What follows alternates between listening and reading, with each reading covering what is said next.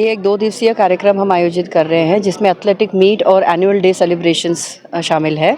आज athletic meet का कार्यक्रम है यहाँ पे RKSD स्टेडियम में और लगभग 100 बच्चे इसमें पार्टिसिपेट कर रहे हैं। तरह तरह की रेसेस है, जैसे 100 मीटर से लेके 400 मीटर की रेसेस है। लड़कियों के लिए सैक रेस, 3 लेग्ड रेस, चाटी रेस है। टीचिंग नॉन टीचिंग के लिए हम बाद में म्यूजिकल चेयर का इंतज़ाम रखेंगे। तो इस तरह की कुछ रेसेस है। शुरुआत की है, पहली बार फार्मेसी कॉलेज इंडिविजुअली हम एक अपना एथलेटिक मीट खुद से ऑर्गेनाइज कर रहे हैं। हाँ जी जी। तो इस तरह के जैसे गेम आपने करवाए, एथलेटिक मीट करवाए, क्या कुछ मैसेज मतलब एज ए बच्चों को या पेरेंट्स को रहेगा? मैं इसलिए ये कार्यक्रम अलग से रखना चाह रही थी क्योंकि फार्मेसी के बच्चे नॉर्मली एकेडमिकली इन्वॉल्व रहते हैं, किसी तरह की स्पोर्ट्स एक्टिविटीज़ में कम इन्वॉल्वमेंट रहती है। बच्चों को टीम स्पिरिट, बच्चों को एक हार्ड वर्क का इम्पोर्टेंस है, टीम स्पिरिट है, एक डिसिप्लिन बच्चा तब रह पाता है जब थोड़ी बहुत स्पोर्ट्स एक्टिविटीज़ भी उसके लाइफ में शामिल रहती है। तो इसी मकसद से कि एकेडमिकली तो वो इन्वॉल्व रहते ही है, कुछ स्पोर्ट्स एक्टिविटीज़ भी उनकी होनी चाहिए और इसी इरादे से ये कार्यक्रम रखा गया है। को मेरा नमस्कार। RKSD कॉलेज ऑफ फार्मेसी की तरफ से आज स्पोर्ट्स डे मनाया जा रहा है और कल हमारा एनुअल फंक्शन है वो RKSD कॉलेज के मेन हॉल में होगा।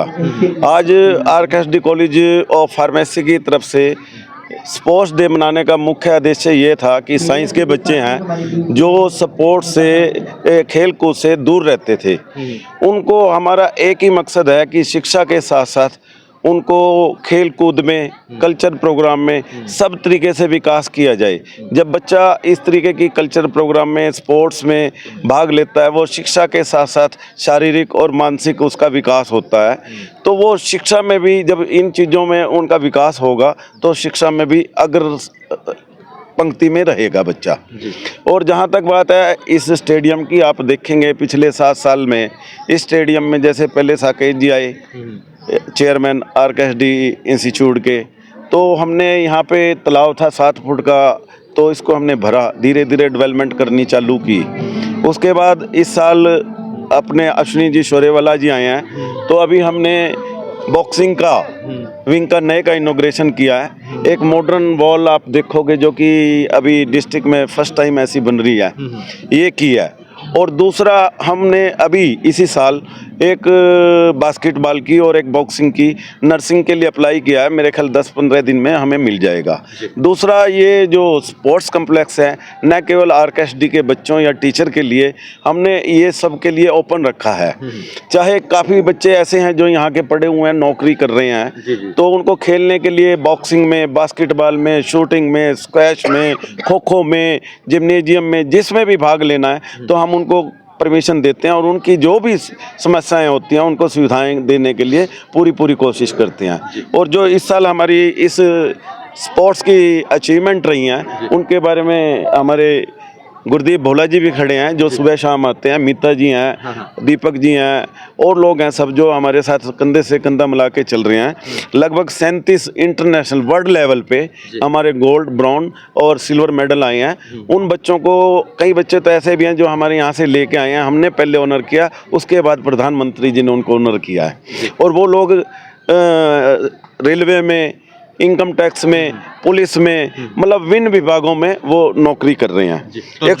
220 नेशनल लेवल पे गोल्ड और ब्राउन और ये आए हैं, 37 आए हैं इंटरवर्सिटी में और 140 गोल्ड, ब्राउन्स और ये स्टेट लेवल पे हैं और 160 इंटरनेशनल कॉलेज, जो इंटर कॉलेज होता है प्रतियोगिता, उसमें मेडल आए हैं। और जो भी बच्चे मेडल लेके आते हैं उनको हमारा खाने पीने का, जाने का, उनका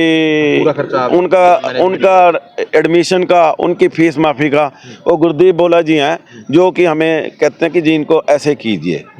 तो आगे भी हम ये पद्धति चालू रखेंगे। नमस्कार, मैं गुरदीप भोला, RKSD इंस्टीट्यूशन का स्पोर्ट्स का सारा कार्यभार मैं देखता हूँ और जब से मैं आया हूँ तब से स्पोर्ट्स तरक्की करता जा रहा है।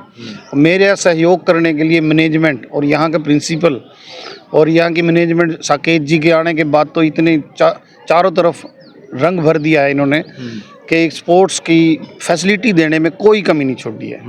और आज के दिन हम इंटरनेशनल लेवल पे भी अपने फाइट करते हैं, वहाँ मेडल लेके आते हैं। हर साल 5-7 बच्चे ऐसे होते हैं जो लेटेस्ट में इंटरनेशनल लेवल पे फाइट करते हैं।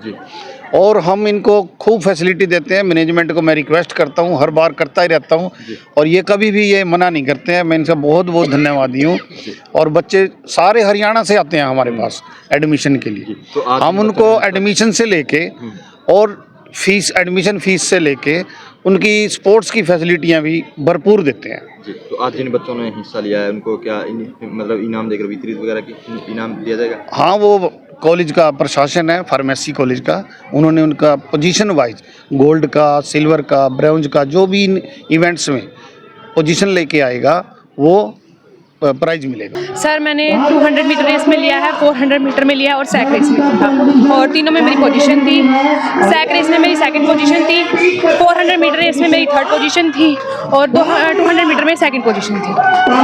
कैसे देखते हैं इस आयोजन को, कितना जरूरी है? सर स्पोर्ट्स तो हर एक इंसान के लिए बहुत ज़रूरत है, हर एक को पार्ट लेना चाहिए अपने स्पोर्ट्स में, और कभी भी हार जीत से कुछ डिसाइड नहीं होता कि बच्चा कैसा है, उसको हर एक पार्ट एक्टिविटी में पार्ट लेना चाहिए।